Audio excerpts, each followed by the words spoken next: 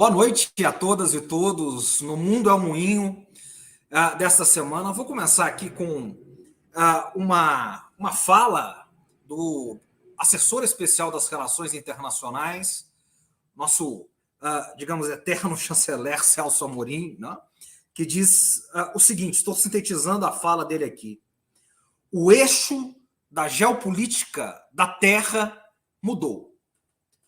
Bom, é isso que nós vamos discutir aqui hoje com a nossa companheira Silvia Portela, com o nosso comparsa André Souza e com Aldo Faleiro, que foi assessor especial da presidência para assuntos internacionais e hoje também é assessor para a presidência atualmente e é um dos, digamos, desculpa o expressionismo, né, um dos policy makers, um dos atores que estão construindo essa mudança do eixo geopolítico e geoeconômico global. Então, boa noite a todo mundo que está chegando agora, a dona Lourdes, a dona Ana, a Maria Bernardes, a dona Silvia. Nós vamos refletir aqui o nosso programa semanal de reflexão sobre relações internacionais, sobre política internacional, sobre economia política internacional.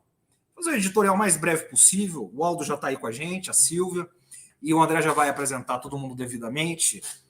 Mas o que nós vemos, nós estamos vendo em essência? Né?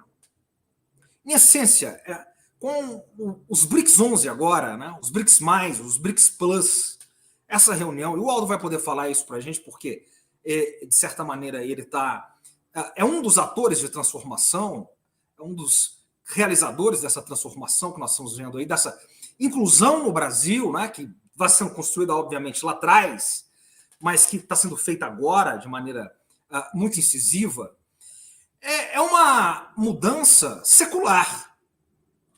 Esse é o nosso ponto de vista aqui, quer dizer, a análise crítica que nós fazemos.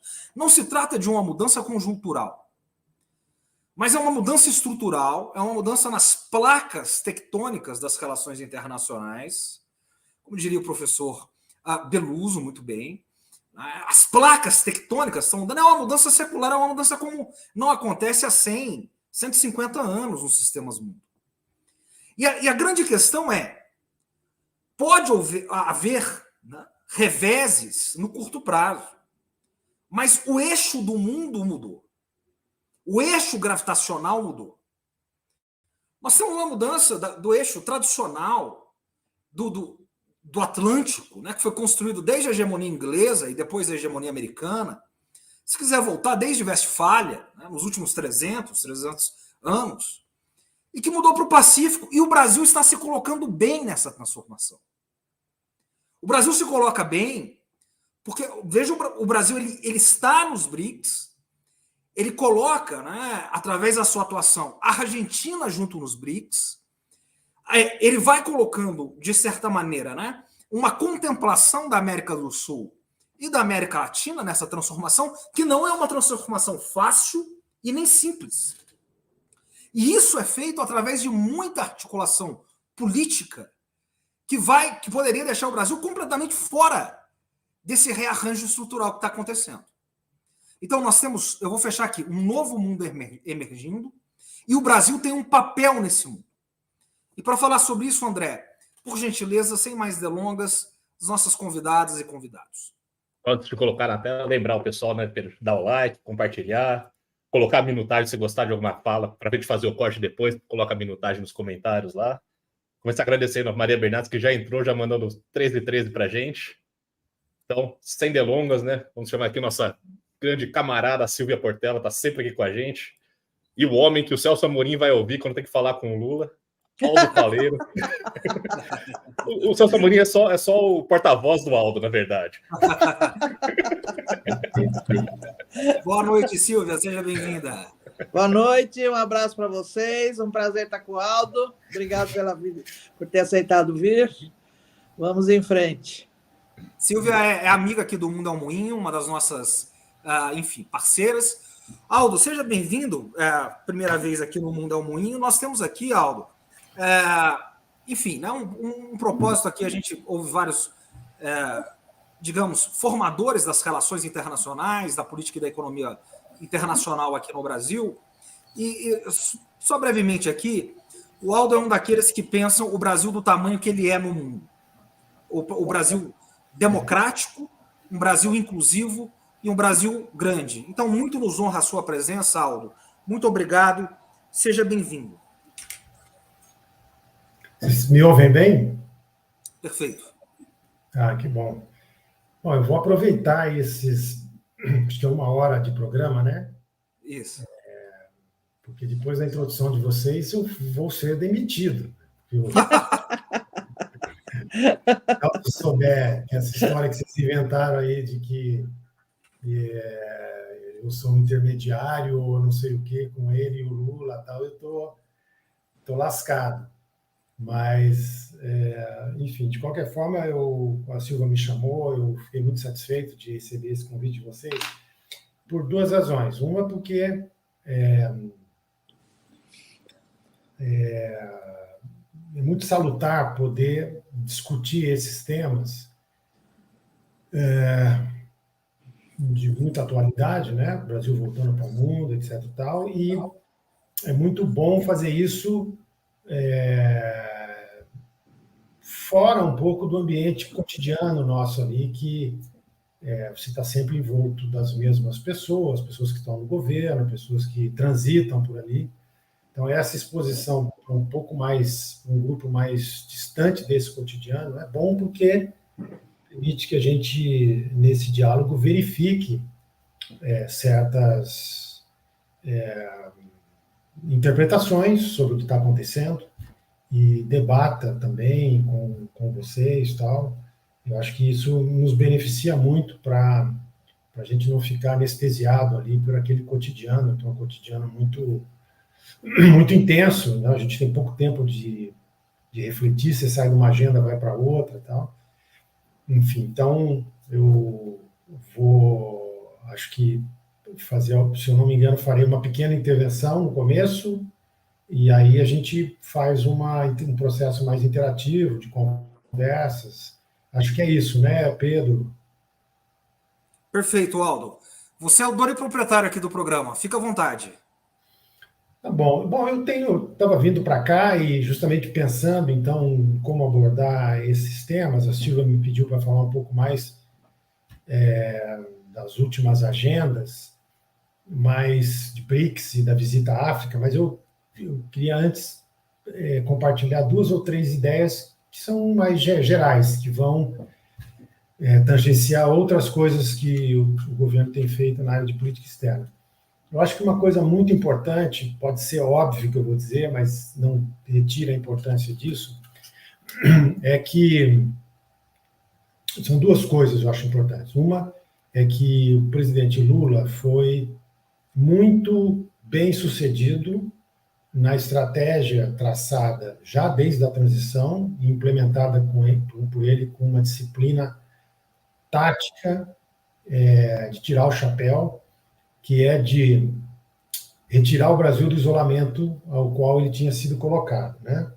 Então, ele tem uma disposição para enfrentar as agendas internacionais e a demanda reprimida para o Brasil, que é uma coisa muito louvável. Ele, com toda a agenda que recai sobre o cotidiano dele, ele não recusou, e foi muito além do que eu acho que era necessário para cumprir essa tarefa, que é retirar o Brasil do isolamento. Ele foi aos eventos que precisava ir, recebeu quem precisava receber e foi além. Então, acho que ele enfrentou essa tarefa com sobras. Essa é a primeira observação. Então, eu acho que a gente chega agora, nós vamos praticamente concluir esse ciclo com a ida ao G20 na próxima semana e depois a Assembleia Geral da ONU. Então, acho que nós teremos feito um percurso que reposicionou em todos os tabuleiros internacionais o Brasil. Essa é a primeira questão. A segunda questão, que está relacionada a essa, é que, e aí é uma percepção muito pessoal, que eu acho que é compartilhada por muita gente também, mas é que o preço por ficar fora do mundo nos últimos 6 anos, 2 anos de governo Temer e mais 4 anos de governo Bolsonaro, foi muito maior do que a gente imaginava que teria sido, né? tomar contato com várias dessas agendas, né, retomar o processo de integração regional, ir aos BRICS, fazer a visita à África e enfrentar o dossiê do conflito entre a Rússia e a Ucrânia, voltar a colocar o Brasil no centro da governança ambiental, né, com a cúpula da Amazônia e todas as outras, etc. Esse foi um processo de aprendizado também, que ocorreu em paralelo, ou seja, nós fomos tomando contato com uma agenda da qual a gente estava distanciado, mas o conjunto de transformações que aconteceram em âmbito internacional nos últimos anos fez com que esses anos especificamente de ausência, eles tenham cobrado um preço muito mais alto. Ficar 4 anos fora agora não é a mesma coisa de ter ficado 4 anos fora no começo do século, naquela primeira década do século XXI. A velocidade das transformações e o conjunto de coisas que a gente pegar os últimos 4 anos que aconteceram no cenário global, né, desde a pandemia, a ascensão eleitoral da extrema-direita, a complicação relacionada à questão do clima, complicação relacionada à questão da guerra, né, a questão o agravamento da questão das migrações e tal. Eu acho que é um conjunto de coisas que cobram um preço muito alto para quem ficou fora. Para você voltar, tem um processo de conhecimento desses dossiês todos que tem impacto na sua atuação. Então, a gente tem muitas vulnerabilidades ainda na atuação do Brasil, muitas deficiências que nós estamos identificando que precisam ser corrigidas, né? Então, acho que resumindo essas 2 observações, acho que o presidente Lula recolocou de pé várias políticas públicas que foram desfeitas nos governos anteriores, em termos sociais, educacionais, econômicos, etc., ambientais, e uma dessas políticas foi a política externa. E acho que ele fez isso com muita disciplina, com muita dedicação, e obteve nota 10. Bom, vou pegar os 2 últimos temas, mas 2 últimos temas ainda internacionais nossos recentes, que é BRICS e visita à África, e aí encerro e a gente conversa sobre qualquer coisa aí que vocês queiram, não só limitado a esses 2 temas. Bom, BRICS, né? Acho que o Pedro fez uma introdução com a qual eu concordo. Eu acho que existem um movimento estrutural de transformação global e acho que a cúpula dos BRICS traz várias lições. Eu não sei se a gente ainda conseguiu digerir, isso acabou agora, né? Nós chegamos da visita, a gente saiu dos BRICS, foi para Angola, depois foi para São Tomé e Príncipe, para a cúpula da CPLP, chegamos no domingo. E muita coisa do que aconteceu nos BRICS, a gente mesmo está ainda digerindo, né? Mas eu acho que dá para sinalizar que alguns aspectos, né? Primeiro, o BRICS se tornou e se consolidou. Ele já vinha sendo, mas se consolidou como um centro de atração gravitacional de extrema relevância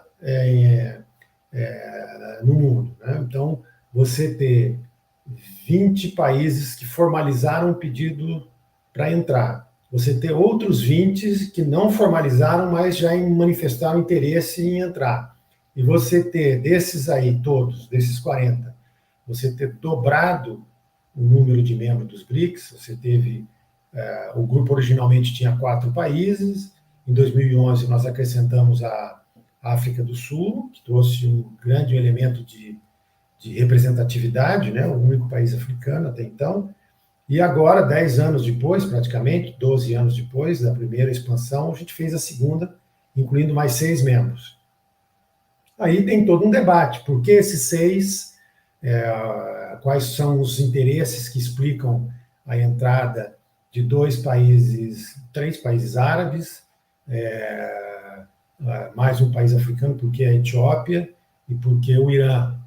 Então, são questões para as quais a gente está, até nós também, ainda refletindo sobre isso, né? Então, mas essa expansão, inegavelmente, foi uma demonstração de força muito importante. e ela está sendo ainda analisada por vários analistas. Tem gente que acha que isso traz efeitos muito positivos para o grupo, outros acham que não, mas a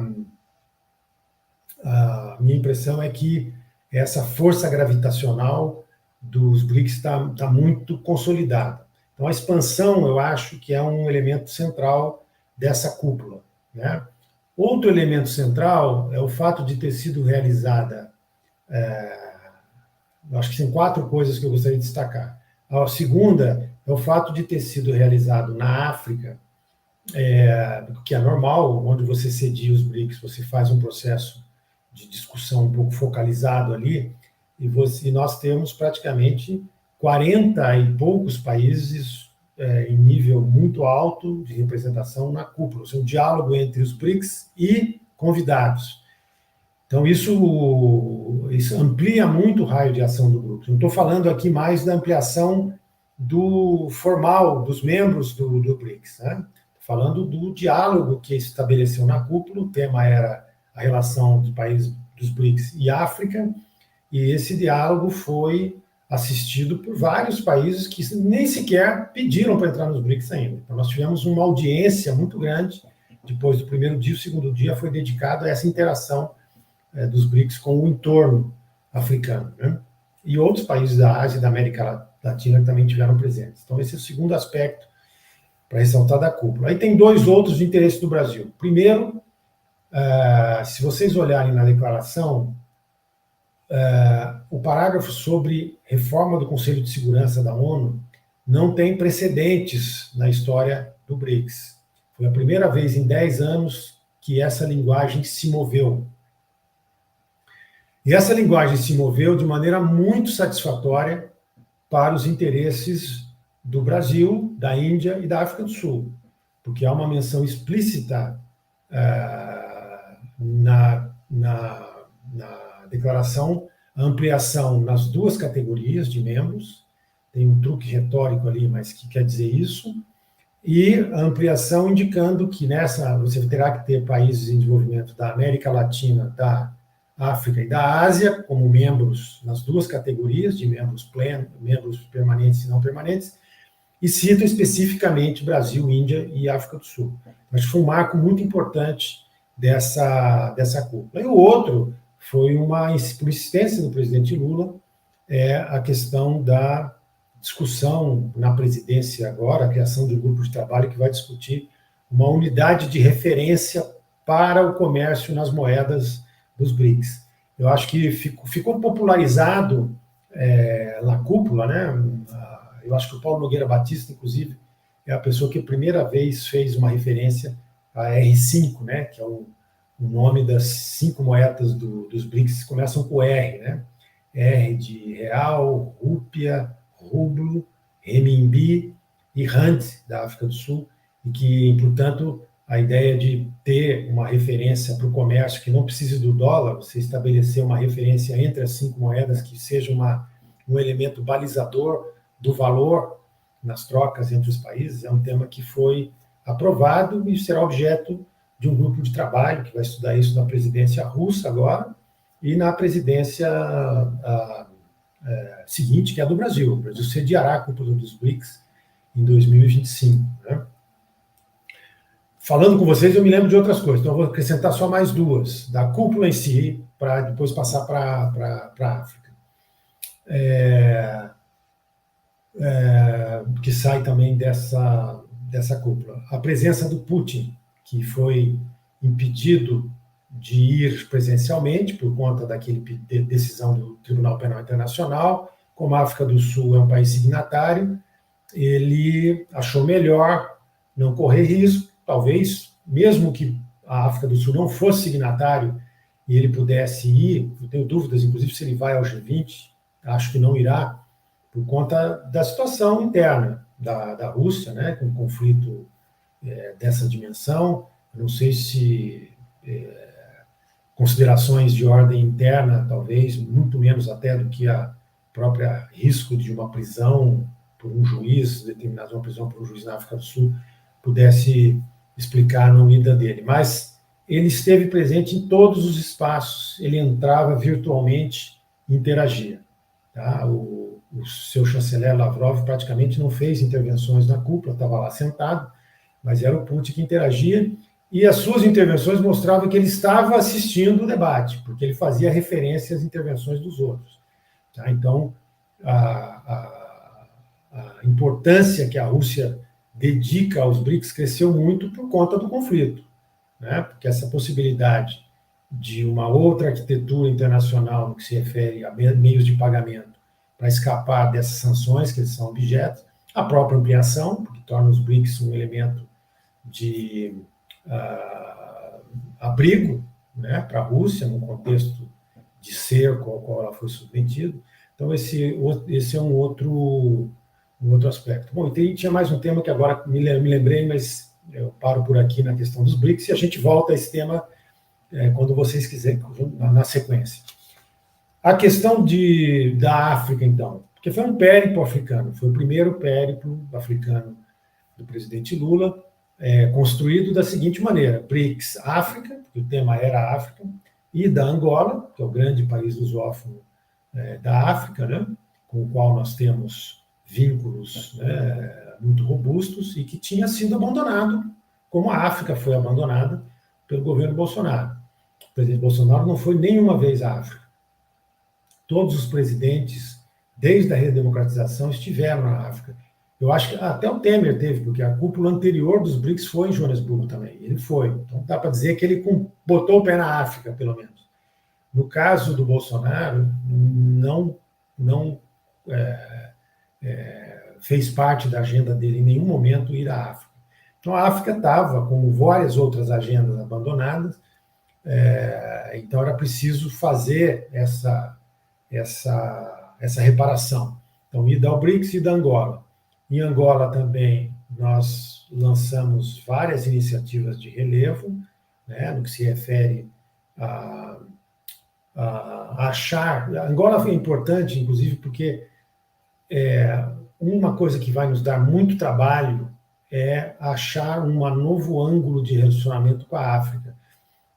A África mudou muito, né? São Áfricas, na verdade, e ela fez avanços muito louváveis no que se refere à gestão da relação no continente, no que se refere à paz e segurança. O papel da União Africana na mediação de conflitos é algo muito importante.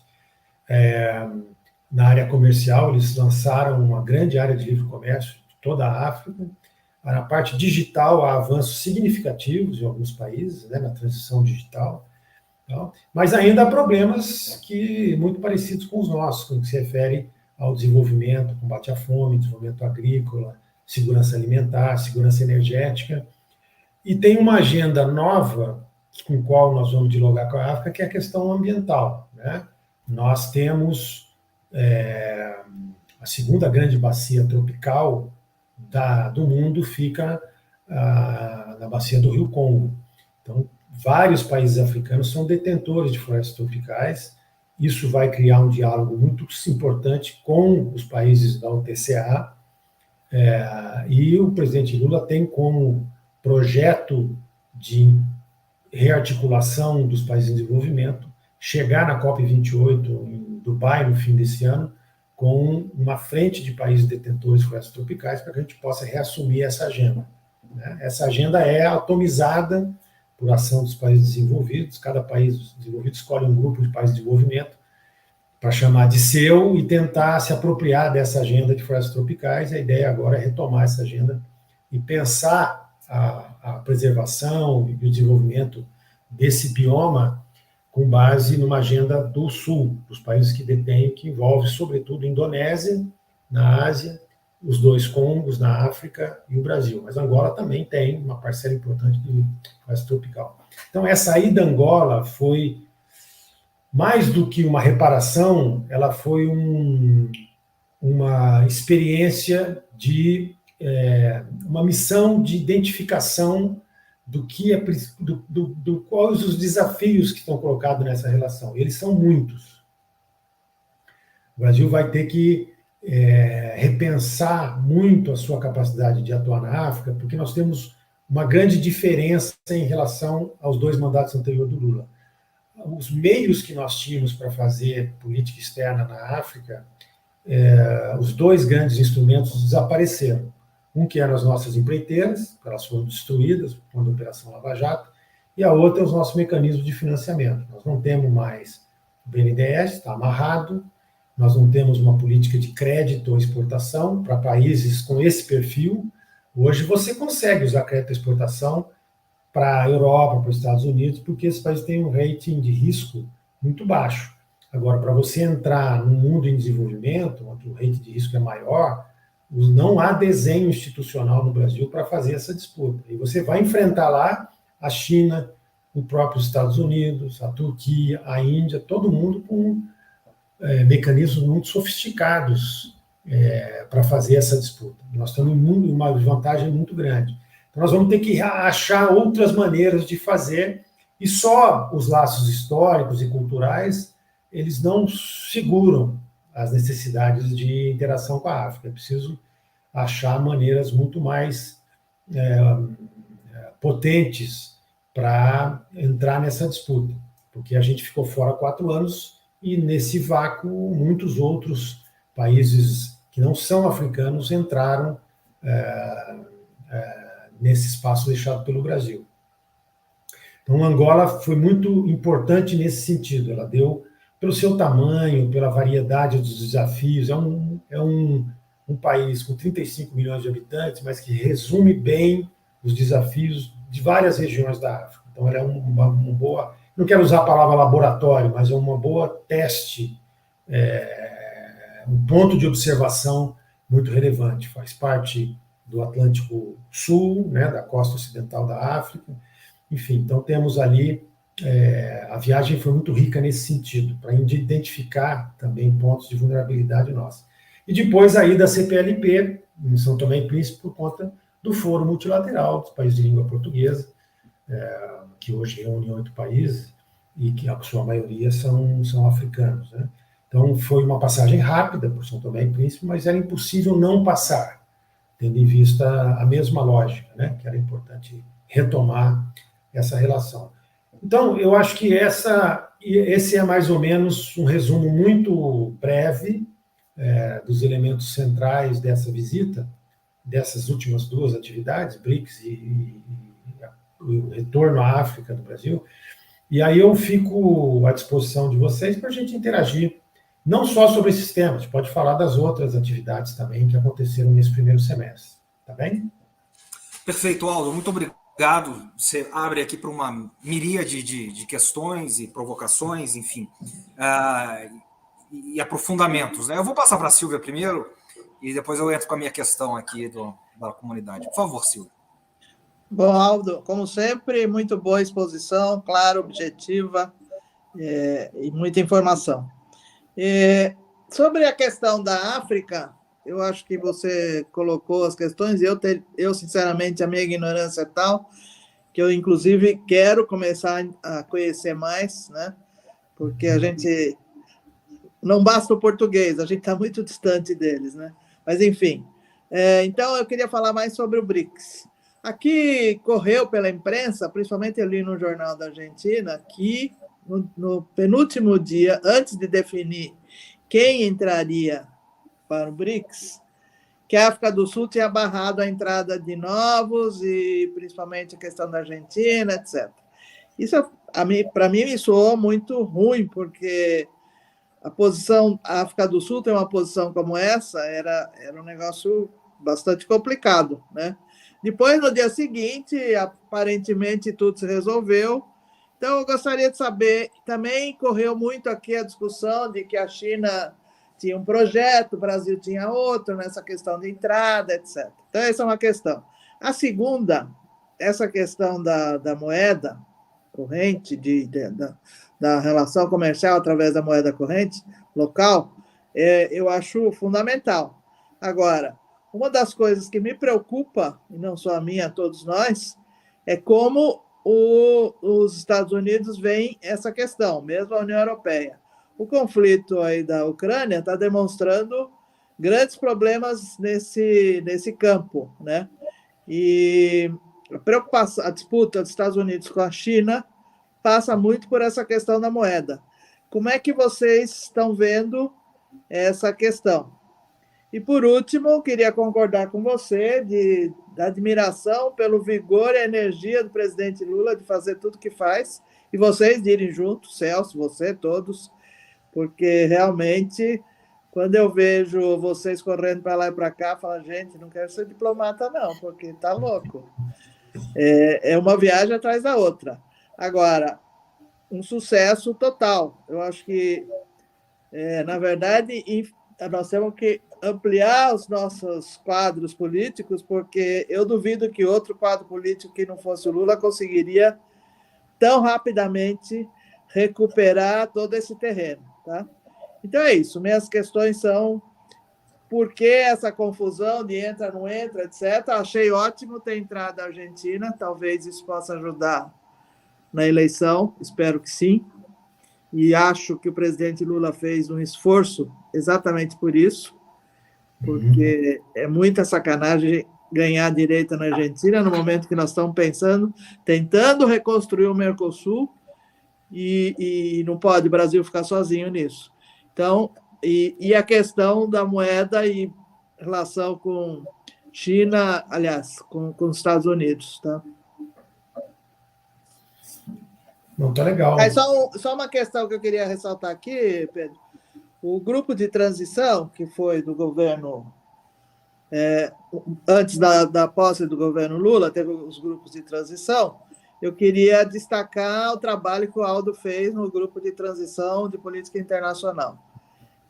O grupo tinha um pessoal bastante bom, as discussões, mas teve um trabalho fundamental de recuperar todas as decisões, e o Aldo coordenou esse trabalho com muita capacidade. Perfeito. Obrigado, Silvio. Aldo. Então tá, olha só, a Silvia tocou no assunto que acabou me lembrando de uma questão, quando ela falou da moeda, que é a questão do Banco dos BRICS, né? Essa era a questão que eu tinha me lembrado e me escapou. Mas pela ordem que você abordou, a questão da ampliação, essa questão vinha sendo tratada no BRICS já há pelo menos 2 ou 3 anos. Quando nós voltamos, nós pegamos uma discussão bem avançada. Né? Eu acho que dentro do governo brasileiro você tinha 2 visões sobre a ampliação. Uma era que nós precisaríamos mais tempo para avaliar com mais calma isso, e outra era que acabou predominando, de que, olha, enfim, tendo alguns critérios mínimos atendidos, não faz muito sentido dificultar a ampliação dos BRICS, né? E aí a história por trás dos bastidores, não me consta, Silvia, que a África do Sul tenha vetado a Argentina. Pelo contrário, a Argentina aparecia na lista dos BRICS atuais, né, que tinham poder de decisão, dos 5, a Argentina aparecia na lista de todo mundo. A preocupação que havia era que você fizesse um convite para um país que está no meio de um processo eleitoral e que, se esse país tomasse uma decisão de não entrar, não aceitar o convite, que pode acontecer, né, isso seria um desgaste para o grupo. Havia uma avaliação nesse sentido, mas que não me parecia suficiente para você não... Então, a maneira encontrada para resolver isso foi que o convite para todos os 6 é para que eles pensem durante 6 meses, a entrada é a partir de 1º de janeiro de 2024. Então, todos poderão refletir com calma, foi feito um convite, né? Então, eles se tornarão membros efetivos, membros plenos do BRICS, a partir de 1º de janeiro do ano que vem. Então, até lá, não há reunião de BRICS 11, como o Pedro falou no começo. Nós teremos na cúpula do ano que vem, que é na Rússia, o Putin até anunciou, vai ser em Kazan, na Rússia. Eu não me lembro se acho que é em outubro do ano que vem, porque do ano que vem, em novembro, tem o G20 no Brasil. Então, em outubro do ano que vem, aí você vai ter uma reunião com todo mundo. Tá? E não havia também grandes divergências entre os países com relação à entrada de nenhum dos outros membros, sabe? Não me consta disso. Eu acho que assim, a escolha da Etiópia, a gente não viu todos os bastidores, né? Eu, particularmente, não, em alguns espaços só tinha praticamente um presidente, e o Celso e o Mauro Vieira. Os outros assessores não entravam. Tal. Tem uma parte da cúpula que é chamada de retiro dos líderes, né, em que só eles ali discutem. Então, eu não vi todos os momentos, mas eu fiquei com a impressão de que a Etiópia era uma necessidade da África do Sul de ter mais um país da África subsaariana, tá? E não ter, no caso do Egito, o Egito é um país africano, mas é um país árabe, né? Então, acho que para a África do Sul sediar a cúpula da expansão, ter um outro país da África subsaariana, África Negra, tal, era uma coisa importante. A Etiópia tem ativos relevantes, é um país de grande população, e é sede da União Africana, né? E é também um país com uma democracia tensionada, mas é um país com um processo democrático. Então, acho que tem credenciais, sim, para incorporar o grupo.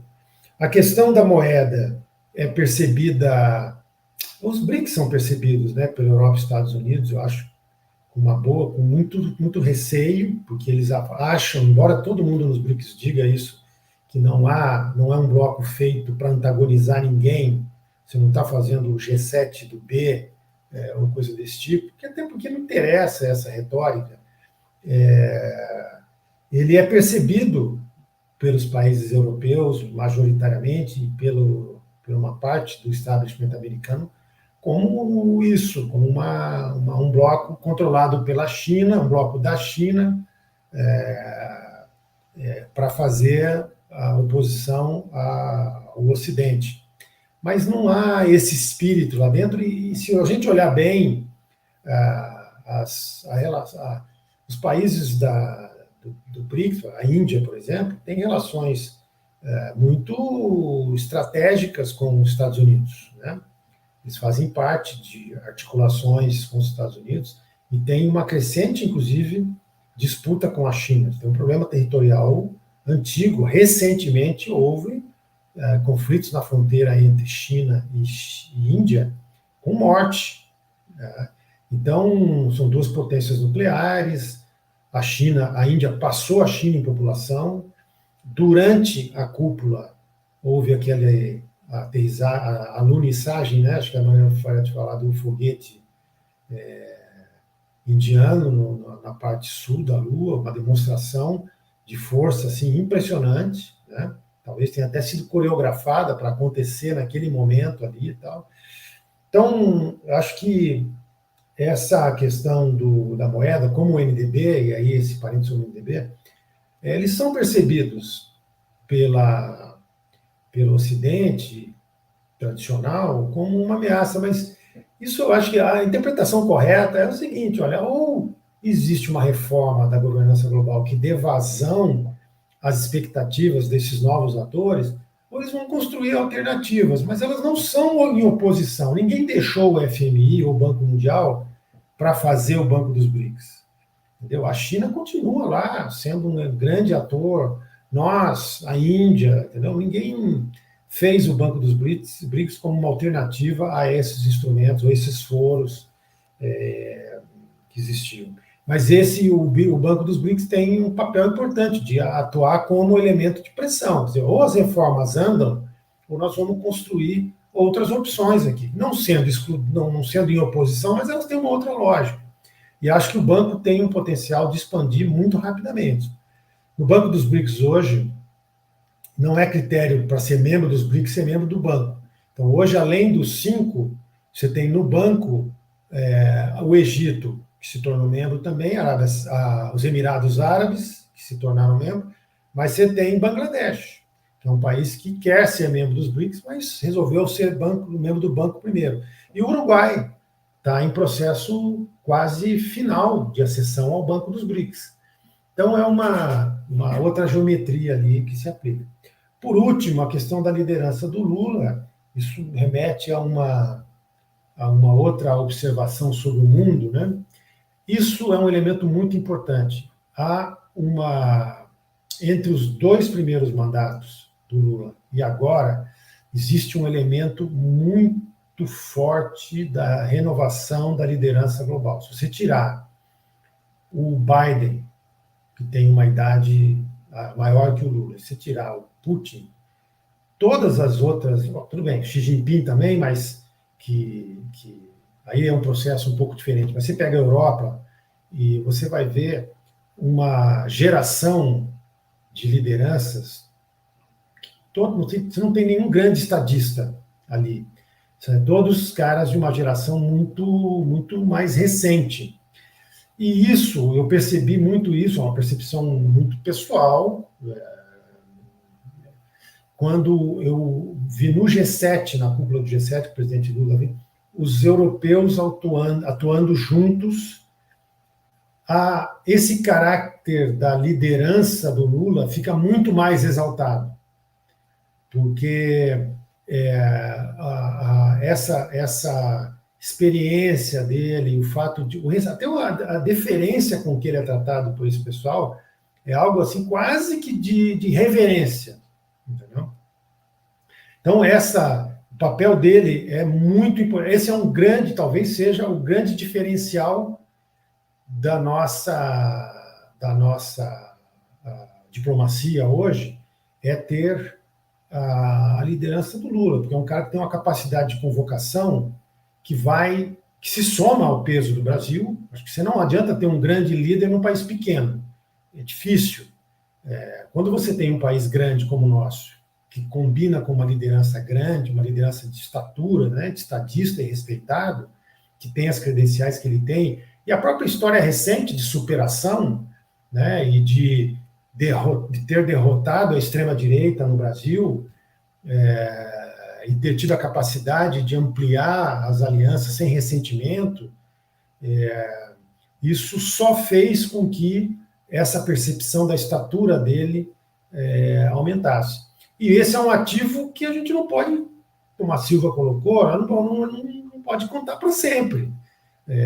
Porque ele também tem direito a ter um pouco de vida pessoal, quer dizer, não sei se ele vai ter mais um mandato, se não vai ter mais um mandato, mas o Brasil também vai passar, acho que já está passando, por uma renovação das suas lideranças e tal, e nesse aspecto de um presidente que é, ao mesmo tempo, o maior diplomata do Brasil, isso também é um ativo que a gente tem agora, mas é um ativo que a gente vai ter que se preparar para a renovação em algum momento. Pode ser daqui a 3 anos, pode ser daqui a 7. Mas esse é um desafio que nós teremos. Perfeito. Ô, Silvia, bom, eu tenho uma pergunta. Pode falar, Silvia. Eu já faço. Uma rápida observação. Eu acho que hoje nós temos 2 líderes mundiais, o Lula e o Papa, não tem outro. E para a ironia deles, são os 2 do Mercosul. Mas, enfim. Depois da pergunta, o Pedro vai fazer uma pergunta, eu queria que depois você abordasse também, que eu esqueci a questão da relação Mercosul-União Europeia, que eu não boto fé, mas enfim. Excelente pergunta. Eu já vou deixar você, enfim, entrar nesse viés. Só lembrando aqui, para ilustrar, né, o que o Aldo está dizendo, mas a Silvia, o Lula pós-G7, né? A gente está falando dos BRICS, está falando dos BRICS aí, de certa maneira, ocupando espaços, né? Não é antagonizando, mas ocupando espaços do G7. Enfim, talvez uma imagem, né, um signo de tudo que o Aldo está dizendo aqui, ou de parte grande do que o Aldo está dizendo, Aldo, se você me permite, foi depois da reunião do G7, exatamente que o Brasil voltou a ser convidado, ou seja, de certa maneira, o Brasil voltando para o mundo, e depois a porta-voz da União Europeia, né, a Ursula von der Leyen, que é uma expressão do mundo ocidental, né, que representa essas instituições globais de Bretton Woods, ou pós-Bretton Woods, dizendo o seguinte: com as palavras dela, ela dando a entrevista em seguida com o presidente Lula e dizendo, olha, que bom que o Brasil voltou. Então, isso mostra a capacidade de articulação que o presidente Lula tem e como ele é uma das lideranças, ou talvez a grande liderança, certamente, eu diria, do Sul Global. Aldo, você destaca muitos pontos aqui importantes. Falou-se muito da Indonésia, né? Nós temos aí o Brasil, a Indonésia e a Índia, talvez aí como tem sido chamado em alguns think tanks, os grandes swing states globais. Países que sabem balançar dos dois lados para fazer políticas importantes, né? Que têm relevância importante em nome aí de alguma soberania, né? Ou de uma importante soberania. A Indonésia, de certa maneira, alegou que estava presidindo o ASEAN, então não era o momento de entrada nos BRICS. Você tem alguma avaliação sobre a questão da Indonésia em específico e sobre uma futura entrada ou uma futura expansão dos BRICS, né? Se haverá, né, se você vê uma futura expansão dos BRICS, porque aí tem a questão da governabilidade interna também, né? Como ficaria essa governabilidade? E a gente passa para a questão da Silvia. Se quiser emendar já da União Europeia, por favor. Bom, tá bem. Essa questão da Indonésia, vou começar por isso, ela, se ela quisesse, teria entrado agora. Ela alegou, não necessariamente por estar... O argumento que eu ouvi é que existiam questões relacionadas à ASEAN que impediam a entrada dela neste momento, não necessariamente por estar na presidência da ASEAN. Não sei se há outros aspectos ali que ela precisaria resolver primeiro, mas a sinalização é de que ela vai fazer esse caminho em breve. Tá? E a expansão de agora em diante, na cúpula se aprovou um mecanismo para organizar a ampliação, que não se aplicou nesse caso dos 6 novos membros. Agora existe todo um procedimento em que o país passa por um estágio como membro parceiro, dialogando, tal, participando das cúpulas, e depois ele é promovido à condição de membro pleno. Mas a fila é grande. Eu posso citar, assim, como eu falei, Bangladesh, é um país, a Indonésia, a Argélia, grandes países em desenvolvimento que estão pleiteando. E eu acho que essa talvez não demore, não vai ser imediato assim, porque agora tem esse mecanismo que eu falei, mas não vai demorar 10 anos, eu acho. E aí, mas tem esse desafio que você colocou, porque assim, não pode virar um G77, porque já existe o G77. Né? Então, você tem essa dupla, você precisa ampliar, porque existe uma demanda reprimida de grandes países emergentes que querem se somar, mas se você ampliar demais, se torna um negócio quase que inadministrável. Né? Então, você vai ter que trabalhar nesses dois extremos. Mas, hoje, por exemplo, porque essa questão de quem vai entrar, quem não vai entrar, a gente foi até na madrugada, na negociação, e no dia seguinte os 5 iam anunciar. E aí a gente rapidamente fez um cálculo ali, que o Lula foi o único que falou isso na coletiva, fez um cálculo de o PIB por paridade de poder de compra dos BRICS ampliado. Né? Os BRICS 5 já era maior que o do G7, era 31% desse PIB, do PIB global, contra 29% do G7. Com ampliação, foi para 36%. E a população global também, ela foi de 41%, passou para 46% da população global já está como membro pleno dos BRICS. Né? E existe dentro do grupo por isso que o elemento da ampliação muito rápida coloca desafios, porque existe um conjunto de foros dentro dos BRICS, não é só a cúpula que se reúne a cada ano. Ao longo desse ano, você tem um conjunto grande de reuniões de ministros de várias áreas, tal, para você ir fazendo o trabalho que leve à cúpula. Né? Então, existe um banco, existe um fundo contingente de reservas, existe um grupo de trabalho agora sobre moedas, tal. Existe um trabalho forte também sobre novas tecnologias. Então, tem uma agenda bastante robusta, né? A questão do Mercosul e União Europeia, eu acho que esse é um tema que, enfim, nós tratamos muito na transição e o governo se debruçou muito sobre esse tema nos primeiros meses. O acordo feito pelo Bolsonaro é inaceitável, né? Porque foi um acordo feito com concessões unilaterais totalmente desnecessárias, né? Que amarrava a capacidade do Estado brasileiro de fazer políticas, os Estados do Mercosul, de fazer política pública.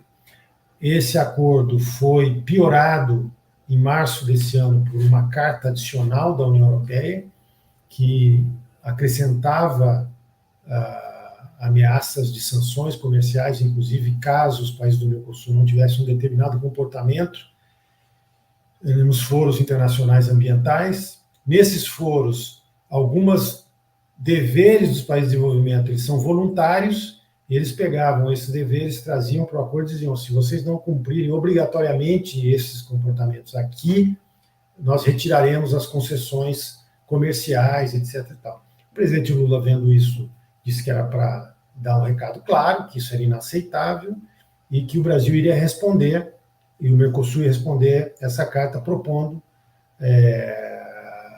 alterações nesse acordo, né? Isso está em vias de ser concluído, porque o Paraguai nos pediu 10 dias a mais, porque o presidente novo do Paraguai acabou de assumir, com toda razão, pediu para rever esse dossiê e tal. Isso vai ser apresentado agora para os europeus. Isso é a história formal. Aldo, Diga.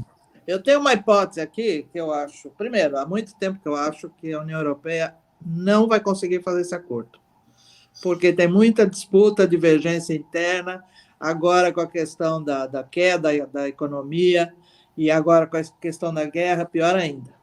Então, quando você não quer fazer um acordo, o que você faz?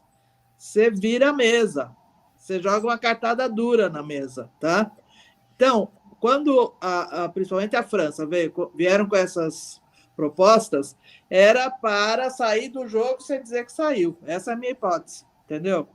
Eu acho que tão cedo, talvez fosse o caso, não sei, é que a Alemanha também entrou numa situação complicada, mas talvez fosse o caso do Mercosul começar a negociar com países, porque eu, sinceramente, sei lá, ibéricos, enfim, talvez uma hipótese que eu acho que a Europa não quer fazer esse acordo há muito tempo, não quer. Não, eu concordo com você, mas eu vou dizer porque que eu acho que eles não querem, porque essa questão da extrema-direita na Europa, ela tem uma característica que a principal bandeira dela é recuperar a autonomia que eles interpretam que foi perdida com a integração europeia. E uma parte importante é a política comercial. Hoje, a política comercial não é uma atribuição do Estado nacional alemão, nem francês, não. Isso é uma atribuição supranacional da Comissão Europeia. Por isso que a von der Leyen fez esse comentário que o Pedro fez sobre o Lula. Foi no contexto de uma discussão do acordo Mercosul-União Europeia. E, tendo em vista a dificuldade política interna, se vocês pegarem dos 27 países da União Europeia, 4 podem ser considerados progressistas, tá? Que é Portugal, Espanha, nessas circunstâncias que a gente conhece, que está com muita dificuldade para formar o governo, Dinamarca e Alemanha. Se considerar que o governo da SPD é um governo muito distinto do da Merkel, que era da democracia cristã. Então, você tem 4 governos progressistas. O resto não é progressista. Ou é de direita, ou é de aliança, em alguns casos, o governo é de extrema-direita, como é o caso da Itália, né? Então, e o do leste europeu, Orbán, Polônia, etc. E tal. Então, na Europa, essa base popular, que está assentada muito na agricultura, que é um lobby muito forte dentro da Europa, ele não tem condição, como você disse, de aceitar esse acordo. E eles têm uma eleição para o Parlamento Europeu agora em maio.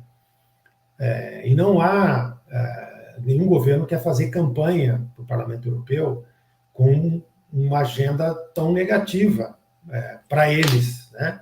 Que é uma negociação com uma potência agrícola global que poderia colocar em risco a agricultura subsidiada europeia. Então, isso é claramente uma limitação. E eu acho também muito difícil que eles estejam em condição, inclusive, de aceitar o próprio acordo feito pelo Bolsonaro e o Guedes em 2019. Acho que mesmo naqueles termos, em que eles não concediam praticamente nada de significativo, eles não teriam condição de fazer esse acordo. Agora, eu queria só acrescentar duas questões que são muito importantes para a gente avaliar a estratégia brasileira nesse contexto internacional. Nós, por sorte, isso também sorte faz parte da política, né, tal.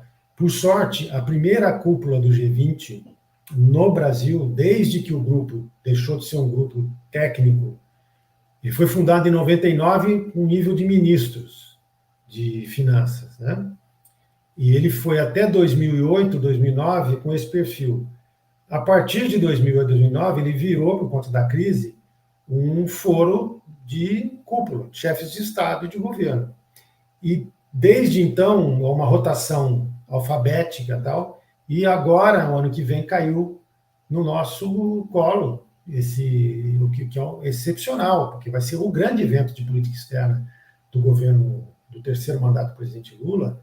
Ele terá outros grandes eventos, mas esse certamente vai trazer para o Brasil, numa sequência muito interessante, que é a Indonésia, a Índia, Brasil e África do Sul, depois do Brasil será a África do Sul, ou seja, 4 países emergentes que vão sediar o G20, e com uma grande vantagem, que é de propor a agenda do grupo.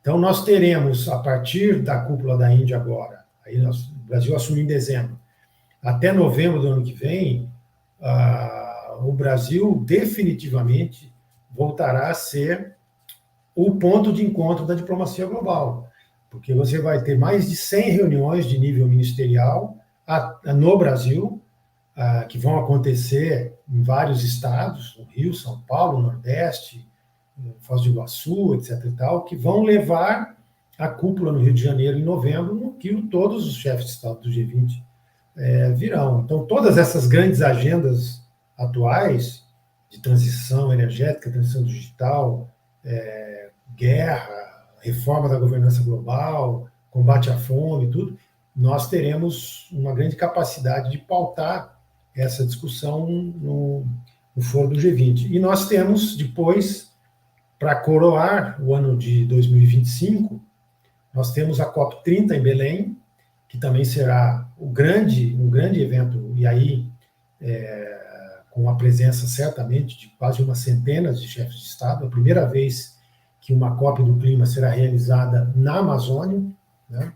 Então, com todo o simbolismo que esse tema tem hoje no mundo, acho que esse é o tema, inclusive, e aí expandindo aqui na medida que a gente vai falando, eu acho que nesse contexto internacional de muita fragilidade do Brasil pós tudo o que aconteceu, né, e a gente perdeu aqueles instrumentos de política externa, que falou, eu acho que a gente terá que construir a nossa inserção a partir do tema da sustentabilidade, por conta do ativo que é os nossos biomas, e aí o peso que o Brasil tem nessa questão da governança da mudança do clima. Esse é o tema, talvez, se você pensar a disputa com a extrema-direita, que é a disputa colocada hoje no mundo,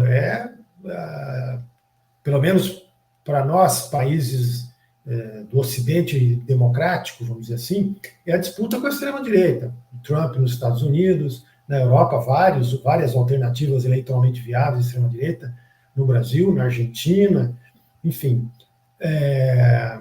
quando você enfrenta a extrema-direita, você tem várias batalhas simbólicas, né?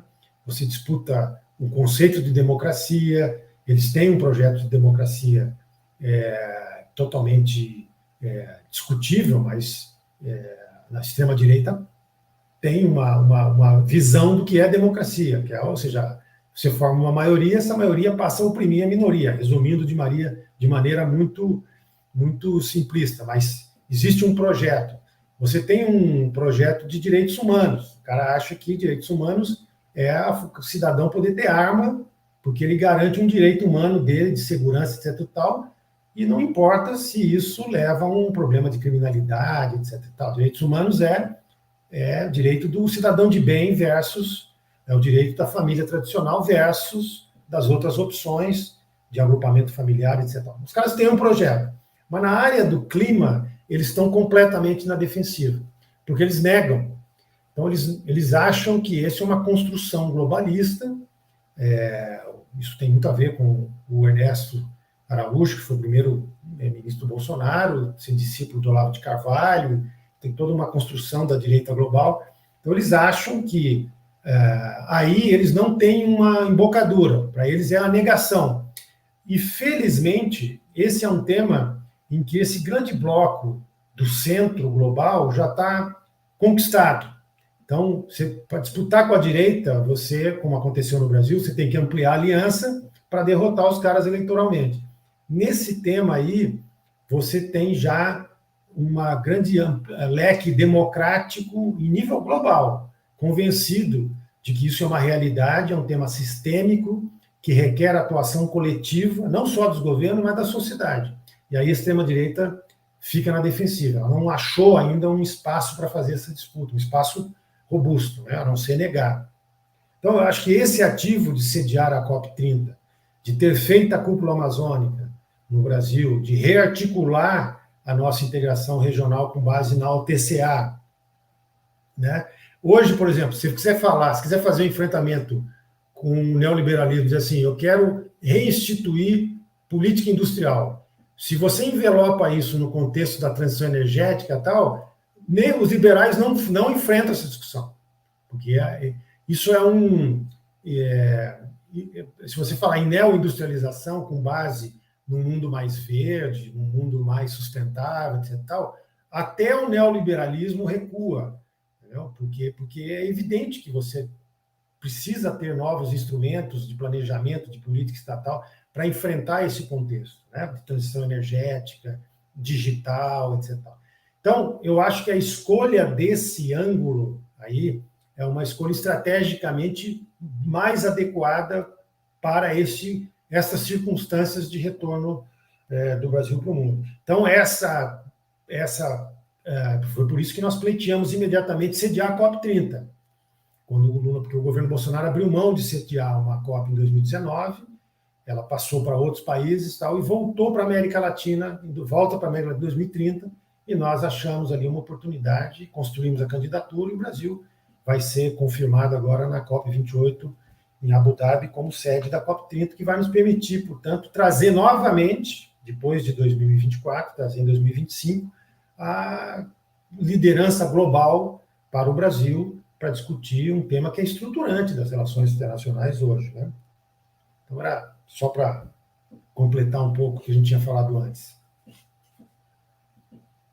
O André, o tempo passa muito rápido aqui, o debate é extremamente qualificado. É 10 horas. Não, obrigado pelo debate extremamente qualificado, né, Silvio? O debate de ponta nos dá muita alegria ver que o Brasil está muito bem representado, né? Às vezes os alunos nos chegam, né, e falam, professor, a gente tem Celso Amorim, grandes referências, né? E tem todo um time que dá suporte, né? Além, claro, de termos o maior líder do sul global, do sistema internacional, nós temos um time de muita qualidade e que fica nos bastidores ali e que está suportando, né, o papel protagonista que o Brasil vem tendo nessas transformações globais, mais uma vez, seculares. O André, eu vou pedir para você dar uma passada aí, porque o Mundo é um Moinho é a nossa comunidade. E deixar uma última pergunta aí para o nosso embaixador, por favor. Vamos lá. Teve bastante pergunta aqui, viu, Pedro? Todo o tempo já está estourado, não sei se vai dar tempo de fazer todas aqui. Agradecer primeiro a Maria Bernardes, que mandou os 13 lá no começo do programa. A Silvia Regina, que também deu R$58. Mas essas perguntas que chegaram aqui para o pessoal. Do Arthur Vinícius mandou um monte de pergunta aqui para você, professor. Tem aqui essa primeira. Aldo, sobre o boato da Síria entrar, não parece um absurdo? Uma economia de guerra entrar? Ou é algo para o futuro, caso a reconstrução com a ajuda iraniana aconteça? Aí tem também a pergunta da Silvia Regina. Os BRICS poderão dividir a coalizão do G7? Lembrando que o Macron queria participar da cúpula dos BRICS. Muitos países do G7, né, tem na China o seu maior parceiro comercial. Aí tem também aqui do Alexerê, Xereta. Uma nova moeda comercial para negócio em contraponto ao dólar é essencial e só o começo do fim do monopólio, não só econômico e colonial dos Estados Unidos. E é uma crítica que muita gente faz, né? A entrada de ditadura pesada como o Irã não será ruim? E de outras, né, como a Arábia Saudita, muita gente faz essa crítica aos BRICS. Não são as democracias ocidentais como nós conhecemos, né, Pedro? Aí tem também do Gilberto César Vieira. Aldo, como foi a vida no Itamaraty nos 4 anos de dobradinha Bolsonaro-Araújo? Muita depressão pela destruição de décadas de trabalho diplomático.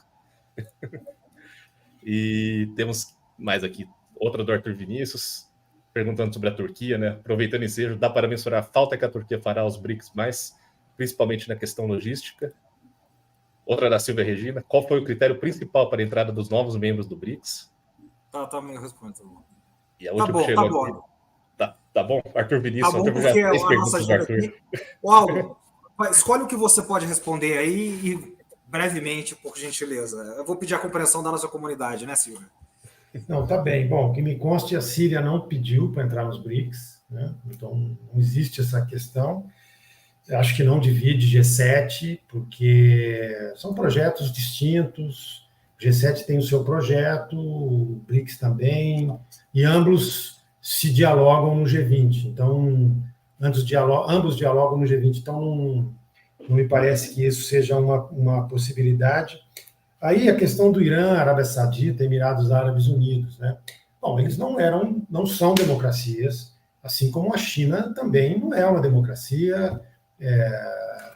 E essa não é uma questão o critério para ser membro dos BRICS não é esse. O critério, aliás, a própria definição do que é BRICS, etc., não vem dos países, isso vem de fora, né? A questão é grandes países emergentes. Essa é a questão que deu origem ao bloco, né? Então, eu entendo que alguns possam, acho que alguns podem corretamente fazer a seguinte discussão. Com Arábia Saudita, Emirados Árabes, Egito e Irã, será que a balança interna nos BRICS na questão de direitos humanos ou na questão de transição energética, muitos desses aí são países dependentes de combustíveis fósseis, né? Será que isso não vai fazer com que os BRICS tenham uma posição mais lenta no que se refere a essa questão de combate à mudança do clima e tal? Nós vamos ver como é que isso vai acontecer. Eu acho que os países atuais dos BRICS, China, Índia, Brasil, África do Sul, talvez a Rússia um pouco menos, mas outros 4 já têm uma articulação e um compromisso forte, no caso com a questão das mudanças do clima, transição energética. A China vai se tornar um grande líder de energia renovável em pouco tempo. E a Índia também vai no mesmo caminho. Tá? Por quê? Não é porque isso é o futuro, né? Do ponto de vista econômico, científico e tecnológico e tal. Então, eu acho que aí pode haver, nós vamos ter que observar essa evolução, mas eu não acho que acho que a tendência é que esses sejam arrastados para uma posição mais até construtiva no que se refere a essas agendas, pela própria capacidade de arrasto dos membros tradicionais do BRICS, né? Além disso, né, Aldo, a realidade está forçando isso. Hoje nós temos problemas, catástrofes acontecendo em toda parte, não só nos países pobres, entendeu? Então, a realidade, inclusive, você falou a questão da direita, não tem como combater, porque a realidade está deixando impossível não assumir o problema. Exato. A Turquia não se tornará membro dos BRICS porque ela é membro da OTAN. Acho muito difícil que ela, como o México também não vai, que nem vai apresentar candidatura por conta da relação com os Estados Unidos. O país tem 90% do seu comércio com os Estados Unidos, 30 milhões de mexicanos morando lá. Acho que eles não têm espaço na diplomacia mexicana para pleitear isso, tá certo? Eu acho que eram essas, passando muito rapidamente por as questões. Assim, bom, a minha vida no Itamaraty durante o 4 período do Ernesto foi muito boa, até porque eles não me deixaram na biblioteca do Itamaraty 4 anos, não me deram trabalho nenhum. Você então, estudou bastante, né? Pode estudar bastante. Não tive que ficar naquele cotidiano lá de insanidade, entendeu? Eu poupei o meu fígado, o meu estômago de conviver com aquele tipo de visão de mundo e tal. Então, foi bom. Pude ler bastante, me atualizar e tal. Entendeu? Então, não é nenhum ressentimento com relação a esse período. Waldo, a gente vai encerrar agora. Anos sabáticos. Obrigado, excelente. Só uma palavrinha, eu vou pedir para você, a gente sempre faz isso, né, Silvia e André? A gente tem aqui muitos jovens e estudantes, jovens de 80 a 80, e até, como diz o Lula, 120 anos, até o presidente Lula. Mas tem muitos doutorandos, mestrandos, graduandos em relações internacionais, economia, direito, em ciências sociais. Que você pode dizer, assim, deixar uma dica cultural aí para todos nós e uma palavra aí para o pessoal que está iniciando aí também, para essa juventude aí. Uma dica cultural, um livro também, alguma coisa. Por favor. Tá, eu vou pensando no livro enquanto eu te falo uma outra coisa que tem a ver com academia e com carreira diplomática. Tá? Fruto engatando com a última pergunta aí, a questão da biblioteca do Itamaraty. Então, eu aproveitei para ir buscar um espaço na academia, porque foi o que sobrou. Né? Dentro do governo e dentro do Itamaraty não havia espaço para reflexão, porque você era tolhido. Né? Então, eu comecei um mestrado na UNB e que depois se transformou no doutorado. Agora estou numa sinuca, porque eu não consigo tempo sequer para arrumar minhas coisas em casa, quanto mais ir concluir meu doutorado. Mas eu vou ter que resolver isso. Mas o que eu queria dizer é o seguinte: a vida com a academia foi uma experiência muito gratificante. Eu acho que a convivência dos profissionais de diplomacia com a academia torna os diplomatas melhores diplomatas, tem equipamentos diferentes, metodológicos para analisar o mundo. Eu recomendo muito aos meus colegas do Itamaraty que procurem esse contato, e acho que a academia no Brasil deu um salto de qualidade analítico muito grande. Se você olhar hoje quem debate Ucrânia, quem debate Mercosul, União Europeia, os grandes temas da atualidade, mudança do clima, você vê como a academia conquistou um espaço muito importante pelo vácuo deixado pelo Itamaraty nesses 4 anos. Também, o Itamaraty recuou, deixou de dialogar com a sociedade, se fechou, e isso deixou uma avenida para a academia. Então, eu sou muito grato e faço esse reconhecimento, porque eu acho que eu não pretendo deixar de manter esse contato, porque ele enriquece muito, e isso é uma força muito importante, eu acho que o Brasil tem, porque é um sistema acadêmico muito robusto em matéria de ciência política, relações internacionais. Então, acho que esse é o recado. Para aqueles que estão pensando em ingressar na carreira diplomática, acho que é muito importante, acho que uma carreira que vale muito a pena. Nós precisamos de muitas mulheres no Itamaraty e precisamos de muitos negros no Itamaraty. E eu acho que o Itamaraty faria muito bem para o Brasil ter uma diplomacia que tivesse a cara do Brasil. Então, hoje você tem só 20 e poucas mulheres no Itamaraty, você tem uma porcentagem muito pequena, nem 5% dos diplomatas são negros, você tem talvez 2 ou 3 embaixadores negros no Brasil hoje. Então, essa também é algo que é preciso mudar. Eu acho que o Itamaraty está fazendo esforços importantes para isso, né? Nós vamos ter concursos agora, este ano e nos próximos, do presidente Lula. 20 mulheres, você diz o quê? Embaixadoras ou no total? 23% é o número de mulheres no Itamaraty. 20, é que eu entendi você falar 20 mulheres, eu falei, nossa. Não, 23% do quadro. Tá. Nós temos 1.600 diplomatas no Serviço Exterior Brasileiro, desses 23%, 22% são mulheres. Na entrada. Existe um problema também dentro de progressão, que é preciso resolver, entendeu? Porque as mulheres têm circunstâncias, mais obstáculos para chegar à chefia no Itamaraty, mas eu acho que existe uma preocupação em resolver essas questões, e a questão dos negros também é um problema complicadíssimo, que existe um cota hoje, existe um mecanismo de bolsa, etc. Mas eu acho que é uma carreira que vale a pena, muito arrojada, versátil, acho que vai satisfazer muitas pessoas. Então, faça um chamado, nós vamos ter concursos este ano e nos próximos 3, de 50 vagas, o que é um número grande para o histórico do Itamaraty, que é muito menor, 20, 30 vagas, tal. Então, você vai ter uma ampliação dos quadros muito importante.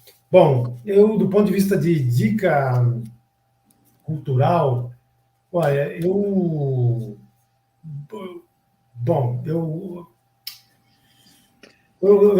não vou dizer, porque eu fiz um comentário, tendo em vista o recrudescimento dos grandes conflitos dos últimos anos, eu fui retomar alguns livros que eu tinha lido antes.